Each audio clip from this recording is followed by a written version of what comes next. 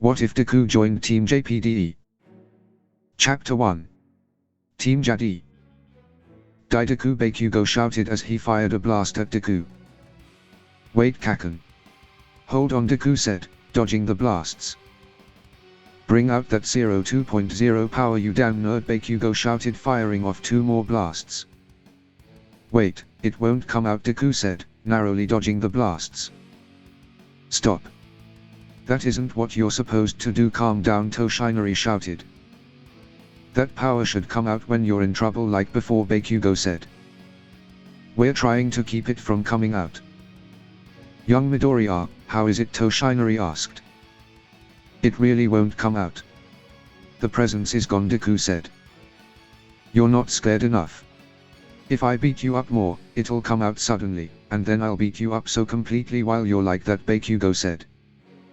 Hold your horses, Toshinori said. If One for All responds to my feelings, then at that time, because I thought this power is something I won't use for a while.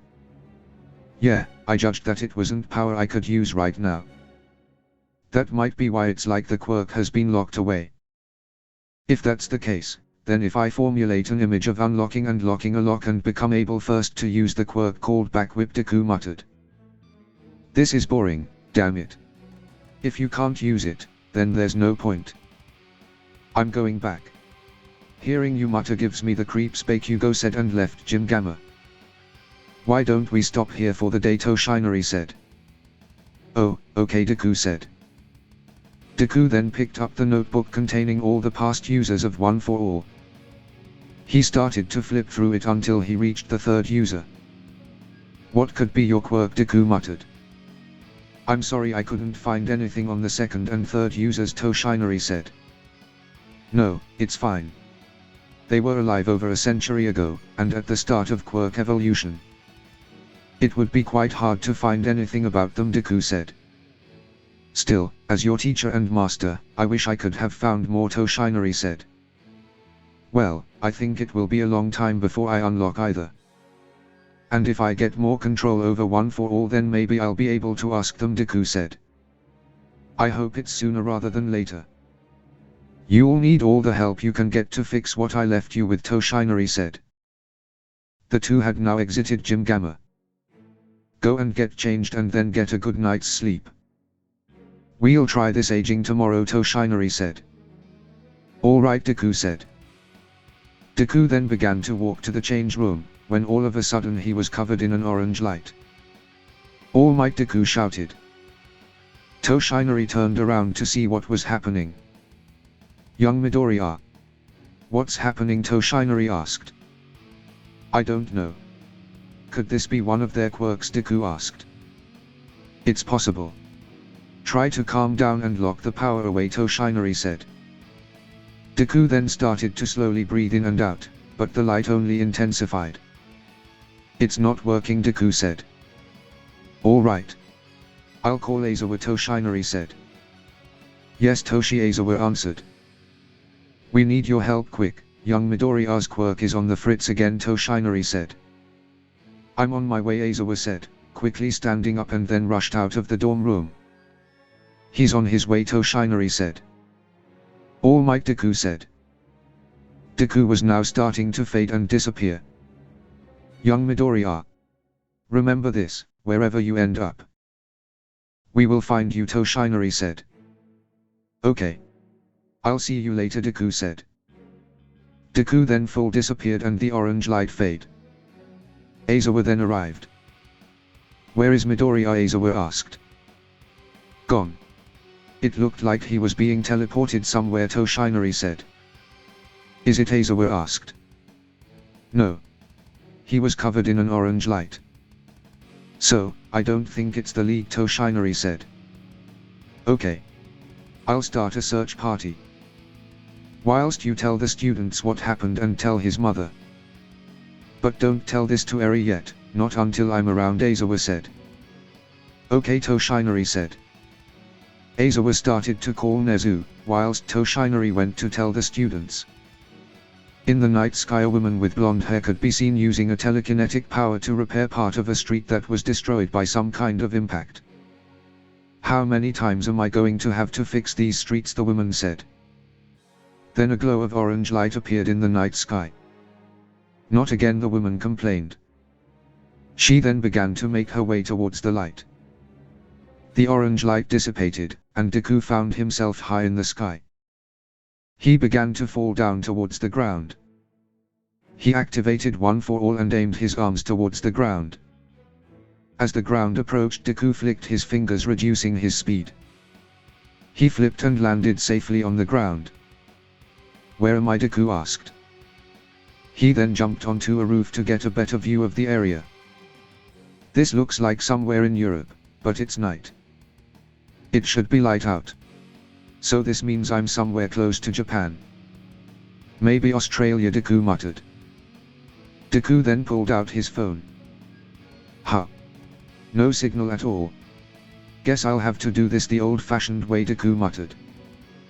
Deku began to run and jump between the building in hopes of finding a map or a recognizable landmark, but there didn't seem to be any around. Suddenly Deku was covered in a purple light, restricting his movement, and was then dragged through the air. Deku now found himself face to face with a blonde-haired woman. Just what I needed. Another boy falling out of the sky. Though I must thank you for not destroying the streets, the worm said. Nani, Deku replied. What language was that? It sounds like one of the old languages from anime, but I can't tell what it is, the woman said. Anime. It I saw Hanan Dizuka. What Ashiga Dokoni Iaru no Ka Oshayat Kyomasan Ka, Deku asked. You're fluent in a dead language. Do you speak Valesian, the woman asked. Valesian. But she's speaking English. What is Valesian? Either way, I do speak English, so maybe I'll be able to find out where I am, Deku thought. Hello, Deku said. Ah, so you do speak Valesian, the woman said. But I'm not. I'm speaking English, Deku said. What are you talking about? Valesian is the standard language across Remnant. Has been since the Great War, the woman said. What are you talking about? Our planet is called Earth. And there is no standard language, and don't you mean the First World War, Deku asked. What? Did you hit your head or something, the woman asked. I'm so confused, where am I? Who are you? And can you put me down, Deku asked. You are in Vale. My name is Glinda Goodwitch. And I won't be putting you down until you tell me why you fell out of the sky, Glinda said. I wish I could tell you that myself. My name is Izuku Midori, Deku said. So you don't know why you were falling out of the sky, Glinda asked. Well, sort of. I was leaving one of UA's training's facilities when an orange light started to cover me, and I was transported here. My quirk has acting up as of recently, Deku said. UA. Quirk. Where are you from, Glinda asked. I'm from Japan, Deku said. Japan. Never heard of anywhere called Japan, Glinda said. Really? It's a small island nation to the east of the world, it's close by to China, Deku said. Are you having me on, Glinda asked. No, Deku replied. Home. You appeared out of the sky but have memories, but they are of places I've never heard of. So, you can't be like him, Glinda said. Like who, Deku asked. None of your business. I need to make a call, stay here, Glinda said. Not like I can go anywhere, Deku said. A few minutes later Glinda finished the call. All right. You will be coming with me to meet Ozpin, the headmaster of Beacon Academy. Do you have any objections, Glinda asked. No. But can you please let me go from your telekinesis quirk, Deku said. Oh. Okay, you seem to not be a threat, and by the way, it's not a Kyoric, it's not some weird part of me. It's a power that I unlocked through my aura, Glinda said, as she let Deku go. No. Where I come from, a quirk is a superpower that humans have evolved to have, Deku said. We'll discuss this later. Right now, we'll go to Beacon Academy, Glinda said. The two remained silent as Glinda led Deku to a landing pad, and then boarded a ship that took them to Beacon Academy. They soon landed and Deku was stunned by the school even though it was dark out. Glinda then led Deku the main tower at the center of the school. They entered an elevator and went straight to the top floor. "So, this is our second Skyman," an old man said. "Yes. Though he seems to have his memories, but they don't correlate with Remnant in general," Ozpin, Glinda said. What do you mean by second Skyman?" Deku asked. "A few days ago, a teenage boy also fell out of the sky, though he was in a meteor," Ozpin said. "What?" Deku asked. "By your reaction, I suppose you have no relationship with him?" Ozpin asked. "I have no idea what you are talking about. I don't even really know what aura and semblance are," Deku said. "Is that so? Well, if you have memories before coming here, why don't you have a seat and tell us what you know?" Ozpin said. "Okay. I just want to get home as soon as possible," Deku said. "And we'll do what we can to help," Ozpin said. Deku then began to tell Ozpin and Glinda about what he knows. He tells them everything about Earth, quirks and other piece of information. However, he did not tell them about anything to do with All for One or One for All. And Ozpin also gave Deku a quick history lesson of Remnant. "How interesting. Mr. Midoriya, to be honest, from what you have told me, it appears that you are from a different world to ours," Ozpin said. "What?" Glinda and Deku shouted. "I mean that would explain why my knowledge doesn't match yours, but interdimensional or planetary travel hasn't been achieved yet. Not even by quirks, so this rules out it being any of the past users," Deku muttered. "What was that last part?" Ozpin asked. "Oh, nothing," Deku said. "Alright then. So, what should we do with him?" Glinda asked. "The only thing we really can do is induct him into Beacon like the others," Ozpin said. "But that would make a team of 5. Won't that draw attention to them?" Glinda asked. "I think a new team joining Beacon halfway through the year would draw the same attention as a team of 5. Anyways, we can bend the rules a bit," Ozpin said. Glinda sighed. "So, Izuku Midoriya, are you willing to join my school? We'll be able to provide you with a home and food, but you'll have to become a student and pass the entrance exam tomorrow," Ozpin said. "I don't really have much of a choice, do I?" Deku said. "I suppose you don't. Now for the exam you will be given a mission. If you and your fellow examines are able to pass, then you will be accepted into Beacon Academy," Ozpin said. "Is that all?" Deku asked. "Yes," Glinda said. "Okay. Thank you for your hospitality," Deku said. "Don't thank us yet. You need to pass the exam first," Ozpin said. "Still, you've been so kind and helpful to me," Deku said. "It's what hunters do. We help and protect those in need," Glinda said. "Just like heroes," Deku said. "Very much like your world heroes. Now we've been talking here long enough. You need to get some sleep if you want to pass tomorrow. Glinda, please take care of him," Ozpin said. "Yes," Glinda said, slightly annoyed. "Come with me," Glinda said. Deku stood up and followed Glinda into the elevator and headed down. "What peculiar past few days it has been," Ozpin said. Glinda took Deku to an area on campus. Throughout the whole walk Glinda looked annoyed. Miss Goodwitch. Have I done something to upset you?" Deku asked. "What? Oh, no. You'll be staying in my room tonight." "That is what annoys me," Glinda said. "Oh," Deku said. The two then entered the room. The room was very neat and tidy. There was hardly any decorations though. It was a plain room with stacks of papers on the desks. "Okay. You head into the shower, whilst I'll get you some nightwear and make it fit your body, but first," Glinda said. Glinda put on hand one Deku's chest and one on his cheek, causing Deku to blush. "For it is in passing that we achieve immortality. Through this we become a paragon of virtue and glory to rise above all, infinite in distance and unbound by death. I release your soul and by my shoulder protect thee," Glinda said. Deku's body was then covered in a green light. What is this? Deku asked. That is your aura. It protects you from damage and help you heal, Glinda said. Useful, Deku said. Deku then entered the bathroom and got out of his gamma costume and entered the shower. He washed up, cleaning himself of all the sweat and dirt he got from his training. Soon he exited the shower and dried himself off.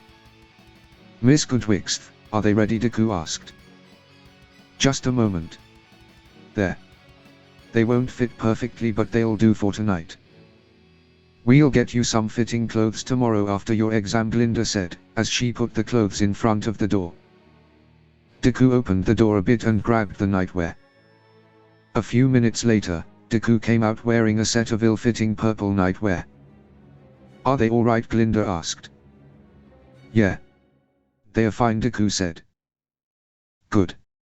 Now get ready for bed whilst I wash up, Glinda said. Yes, Deku said. Glinda then entered the bathroom. Meanwhile, Deku found an extra pillow and duvet. He set them up on the floor. He had just laid down when Midoriya, Glinda called. Yes, Miss Goodwitch, Deku asked. There should be a purple bottle on my desk, can you bring it in for me? Glinda asked. Sure, Deku said. Deku grabbed the bottle and walked to the door. Miss Goodwitch, I have it, Deku said. Good. Now bring it in. The door is unlocked, Glinda said. Are you sure? Deku asked. Do as I say, Glinda said. Not wanting to upset Glinda, Deku opened the door and was met by a sexy sight that got him hard immediately. Glinda was facing the mirror, so her back was turned towards Deku. The towel she wore fit to her huge boobs and ass a little too well. The towel was a bit too small, so the towel was riding up her ass, giving Deku quite the view. Something the matter? Glinda asked.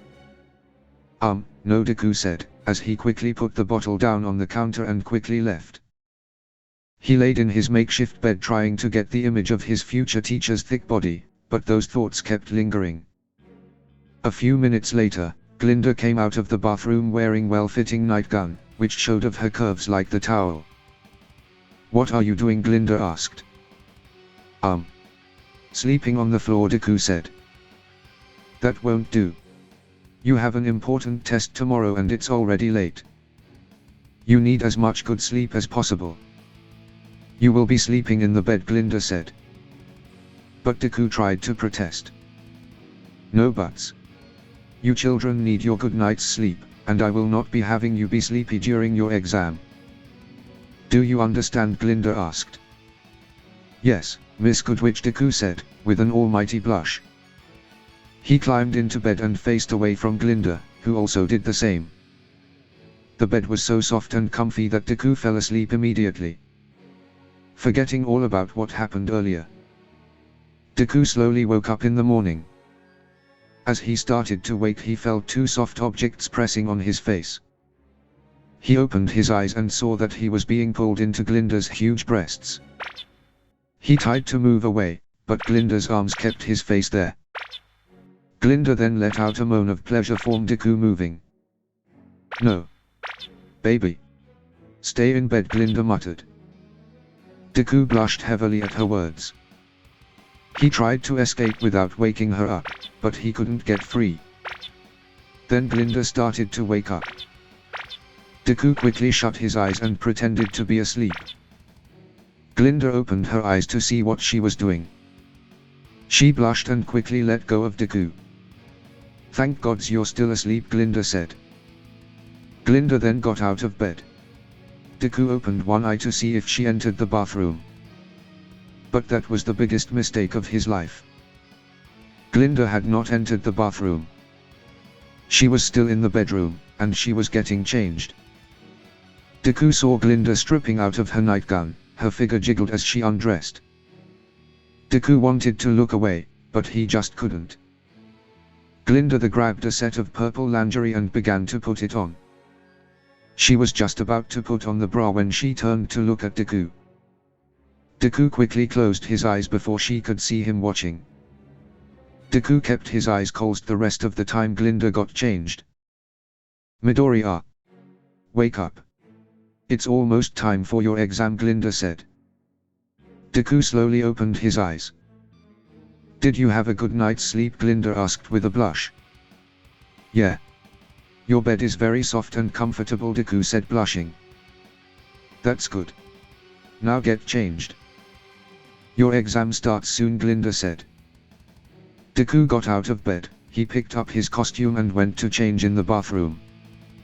After getting changed, Deku and Glinda went to the school mess hall. They got some stares from the students. They started to whisper to each other. Who is that with Miss Goodwitch? A male student asked. I don't know. Could he be a new student? A female student asked. I hope he is. Look at his face, it's adorable, another female student said. Okay. It's almost time.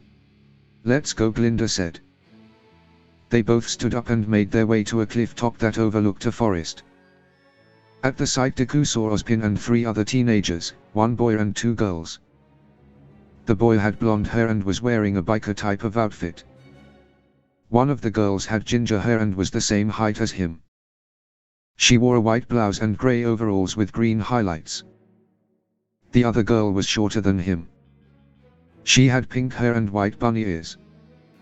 She wore a white shirt with pink blazer and trousers, and a pink top hat. They had green and red patchworking on them.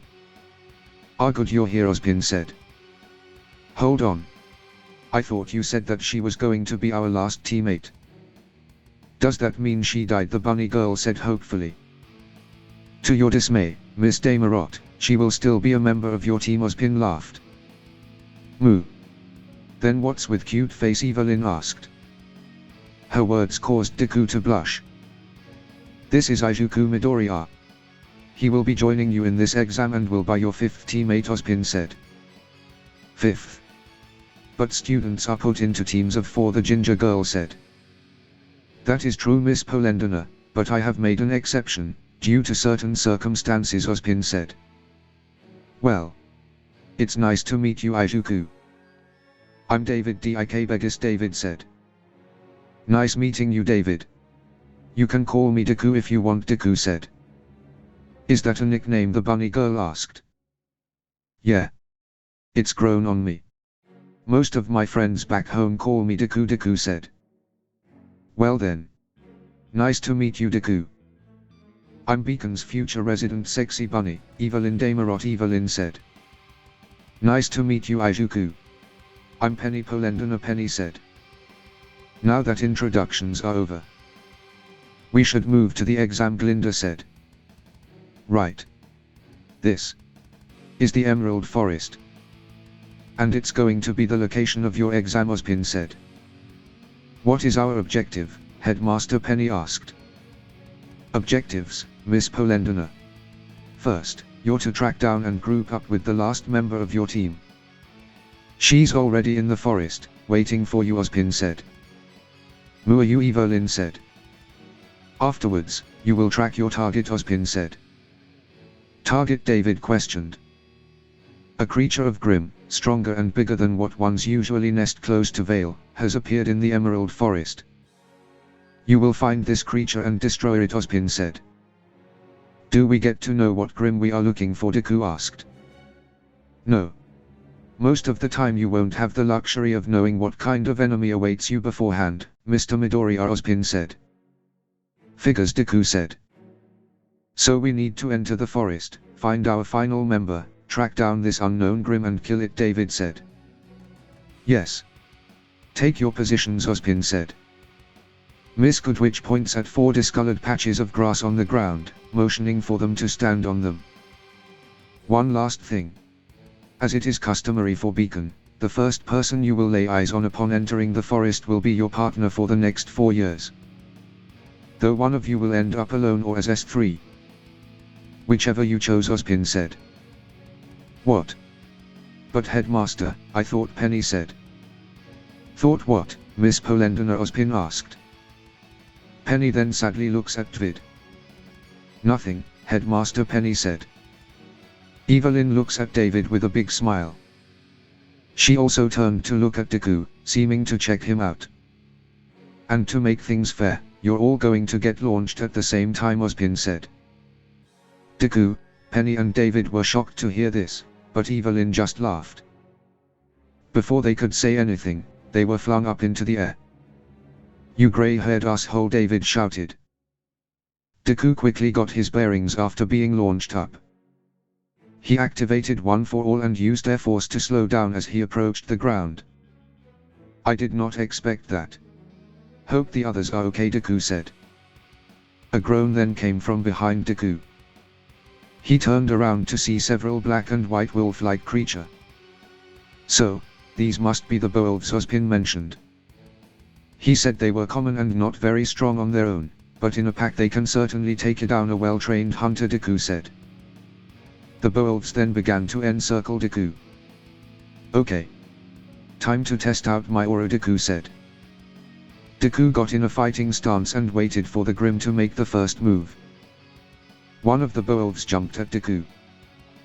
Deku was easily able to dodge and kicked the Beowulf into a tree, killing it. Okay. Who's next, Deku said. Over in another part of the Emerald Forest, David had just finished killing some Grim. He had a slow met-up with their last teammate. All right. Next, David said. No next, mate. That was the last of them, a blonde girl said. What, David said. David looked around to see the rest of the Grim disintegrating. You broke out of the freeze phase pretty quickly. Not too shabby fighting skills either, the girl said. Or, you're just saying that, Jack, David said. No, seriously. You're way better than I thought you'd be. When Ozpin told me you were a total amateur, I half expected I'd have to carry you to gold bridal style, Jack said. That'd make hunting down a Grim pretty difficult, David said. Oh. So that's what we're to do, Jack asked. Yeah. Track down and destroy a particular nasty Grim, after David said. Meeting up with that last member of our team, Evelyn said, as she and Penny came out of the woods. Who of course finds David first and becomes his partner. Mua Yua, Evelyn said. Hi. I'm Penny, Penny introduced. Jack, these are my friends and two of your other three teammates. She's Penny and the other Gitliz, David started to introduce. You, Jack shouted. Me.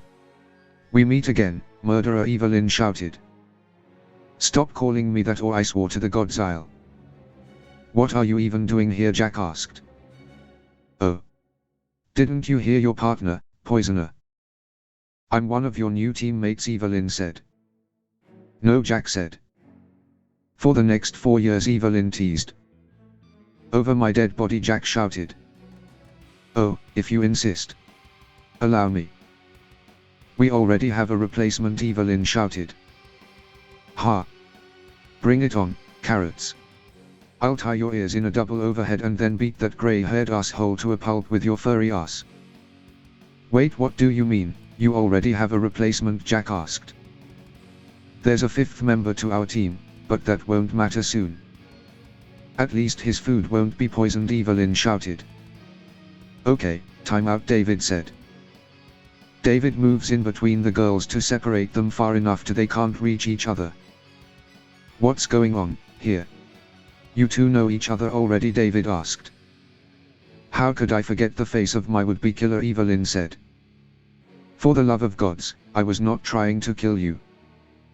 But you certainly making me wish otherwise, Jack shouted. You've lost the privilege of me trusting anything coming out of your mouth or made by your hands a long time ago, Evelyn shouted. Ah. Be prepared to lose trust in your face, then Jack shouted. Penny said. Calm down, already. What the hell happened between you two, David asked. She insulted me, Jack shouted. After you tried to give me food poisoning, Evelyn shouted. What? Food poisoning, David questioned. I'm sorry, but Penny said. Not my fault, your stomach can only handle carrots, Jack said. Sure, the fault is in my stomach. Not in your awful cooking, Evelyn said. There's nothing wrong with my cooking, Jack said. We almost botched a mission because I was too sick to even speak properly, Evelyn said.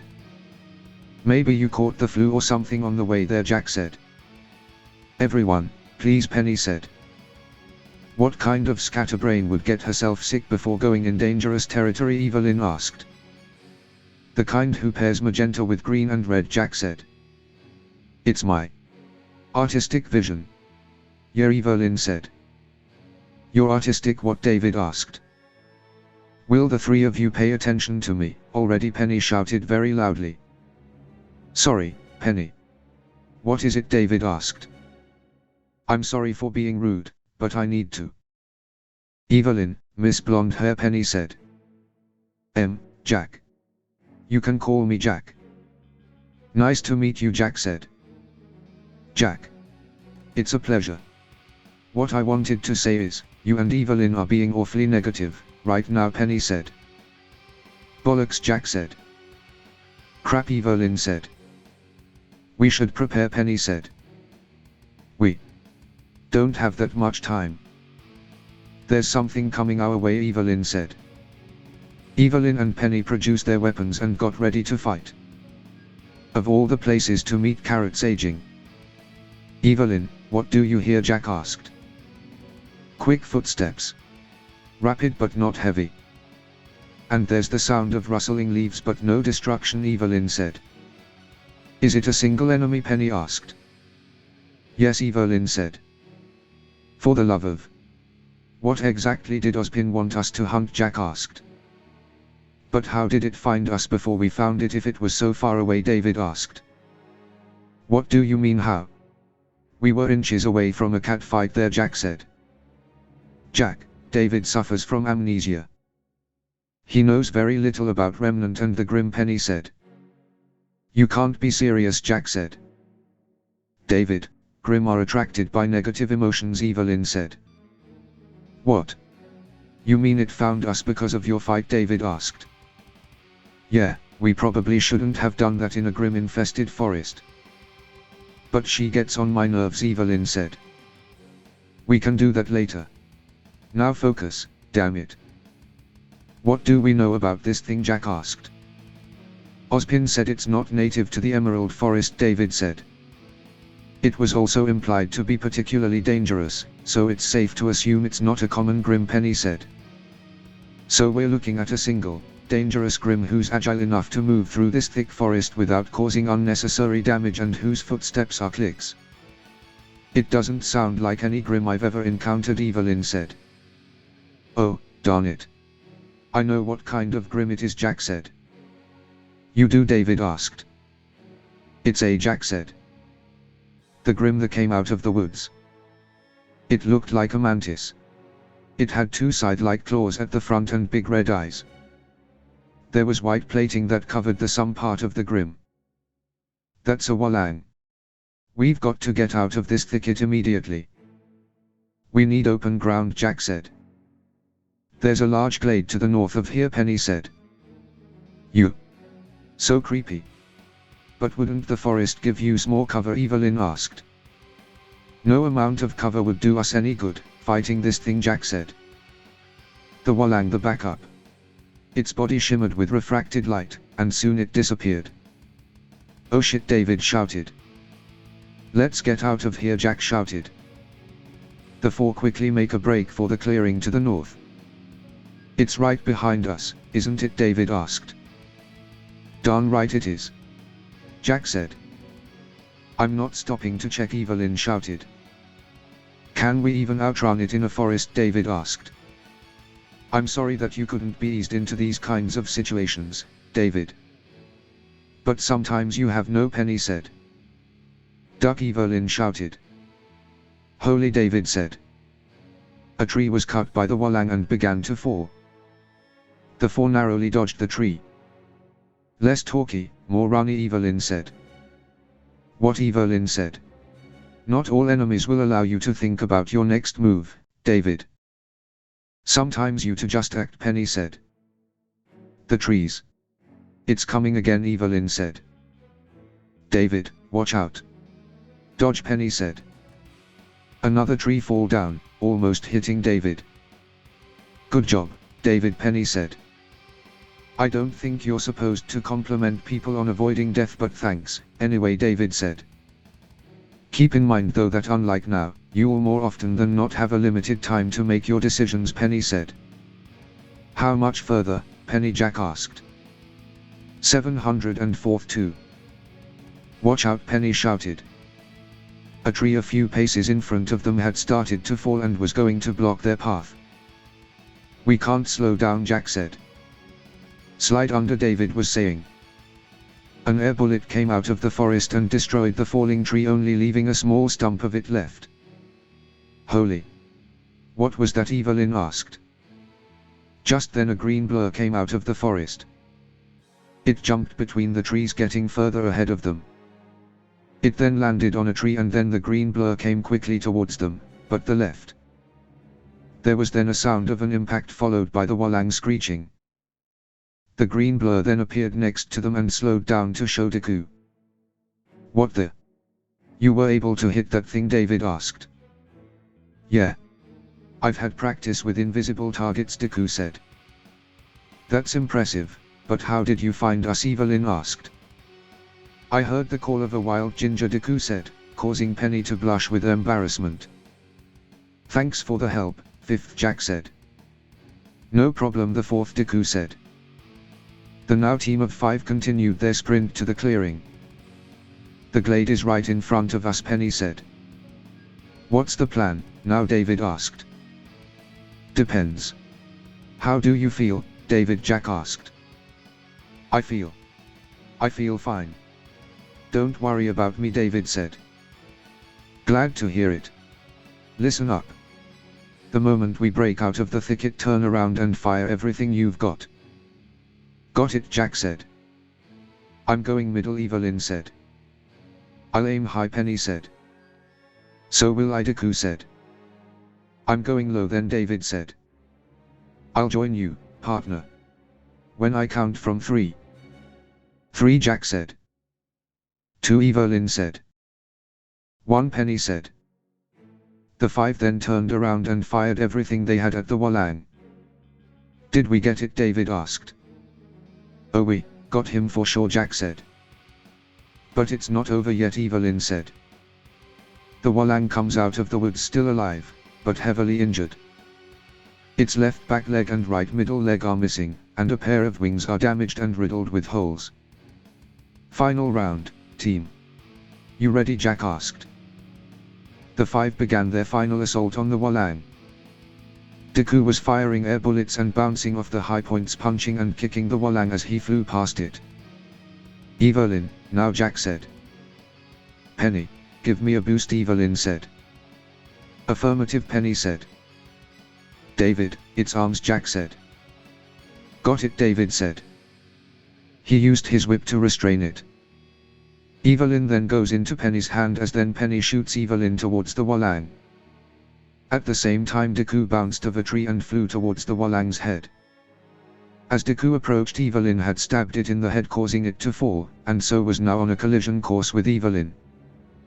Watch out, Deku said. Oh shit, Evelyn said. Just before impact, Deku used his Air Force gauntlets to fire himself out of the way, like Bakugo does with his explosions. Though this causes him to crash onto the ground and slide towards Jack. You okay, number 5? Jack asked. Yeah. I'm okay, number 4, Deku said. Let me help you up. I'm Jack, Jack introduced. I'm Deku. But most call me Deku, Deku introduced.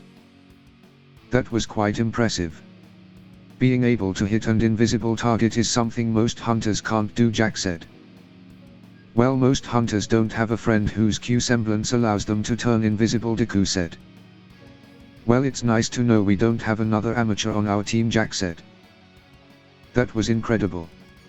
But Jack, how did you know Evelyn could do that? David asked.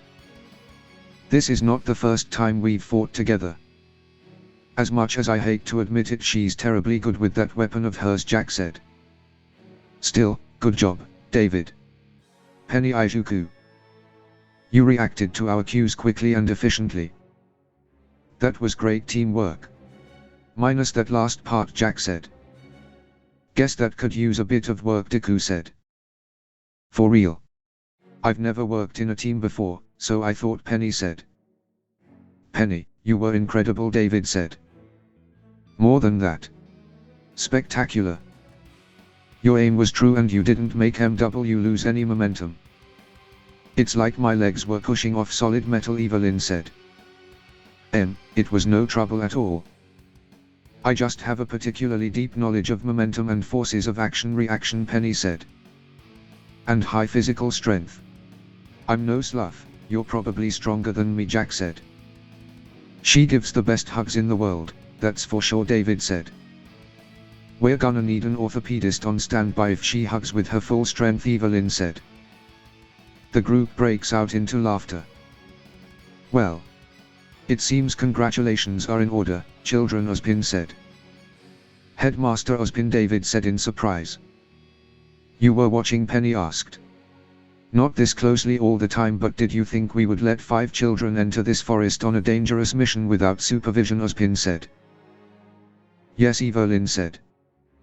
For all we know, you went all the way to Mistral to get a Walang just to make this test more difficult, Jack said. Why, children, do you think I would ever, Ozpin said. Yes, Jack and Evelyn shouted. Anyway, are you here to take us back to Beacon? Headmaster David asked. Among other things, Ozpin said. Ozpin then points at the ruins scattered throughout the glade. The Emerald Forest was once home to a flourishing civilization. It could be considered a precursor of modern Vale. But like civilization are wont to do in Remnant, it fell. Those that came after it learned from its fall, from its internal strife and wars. And yet we repeated the same mistakes. Children. We live in a world where learning from the past is not good enough anymore. So what other option is left to us, Ozpin said. Wani, what's in front of us now? The present, Deku said. Yes, Mr. Midoriya. We learn from what's around us. We learn from other people, especially those who are different from us. Only seeking to interact who think the same as you puts a limit to what can be learned from each other. Which is why it's important to try and make ties with as many people as possible. Even those you may disagree with on certain issues, Ozpin said. Jack and Evelyn sighed. You 5 are as different from each other as can be. You all have unique pasts, ideologies and aspirations, but it's my belief that despite these differences you will rise above the challenges before you victorious. Wiser and more united for the experience. Just like you did earlier today. Jacqueline B. Ivory. Penny Polendina. David Dik Begis. Ijuku Midoriya. Evelyn Damarot. From today onwards and forevermore, led by Miss Ivory, you will be Team JADDE, Ozpin said. Wait a minute. There's no A in either Penny's initials, Evelyn said. And shouldn't Ijuku be and I not AD, Penny asked. That depends on who you ask. Isn't that right, Deku? Jack said. Yeah, Deku said. The 5 then returned to Beacon. Whilst the others went to the dorm room, Ijuku went into Vale with Glinda to get some clothes and other necessities. It was very late when they returned. Okay, for your first I want you to come to my room at night. So, I can teach you what you need to know to blend in, Glinda said. Yes, Miss Goodwitch, I'll see you tomorrow, Deku said. Deku then left for the dorm room. He entered to see the other just about to go to bed. Where did you go? Jack asked. Getting some essentials, Deku said. But why? Don't you have bags of that stuff? Evelyn asked. I kind of left in a hurry. Didn't have time to pack my bags. Also, why are you 3 in here? Deku asked. Because it's our dorm room, Evelyn said. But boys and girls in the same room, Deku said. Guess I'm not the only one who's old-fashioned, David said. Ijuku. All 4 Hunter Academies are co-ed, it's been like that for decades. How do you not know that? Penny asked. I grew up in a village in Anima and students were split into quarters by gender, Deku said. Wait. That sounds like the pre-Hunter Academies, Jack said. What are those? David asked. They are school for students to attend it before joining one of the main hunter academies. They help train students get ready. Usually, people attended these schools between 14 to 18. Izuku, how old are you? Penny asked. I'm 16. I was 15 only a few months ago, Deku said. Oh wow. Only 16 and that skilled, that's impressive, Evelyn said. Really? Deku asked. Yes. There is another student here around your age though. Her name is Ruby Rose, my best friend, Penny said. It's nice to know I'm not alone. Alright, I'm gonna hit the shower and then. Wait, there are only 4 beds, Deku said. Oh. That won't be a problem. You can sleep with me. I won't be it, unless you are into that, Evelyn said very seductively. I think I'm gonna pass on that offer, Deku said with a blush. You can share my bed, Izuku, David said. Are you sure? I wouldn't want to get in the way of you and Penny, Deku said. Oh, no, you misunderstand. Me and David are not in any kind of romantic or sexual relationship, Penny said. Really? Then why is her bed up against yours? Deku asked. Our little ginger got scared that I would do something to David, so she moved her bed closer to protect him, Evelyn said. Penny blushed and looked away in embarrassment. I see. If there are no issues, then we can share a bed, David, Deku said. Fine by me, David said. Moo, are you? That's a shame, but if things don't work out. My offer is still on the table, cute face. I promise to take good care of you and your goods, Evelyn said seductively. Deku blushed heavily and then quickly made his way into the bathroom. After his shower he put on his nightwear and climbed into bed, and went to sleep. Think about the situation he has found himself in. End of chapter 1.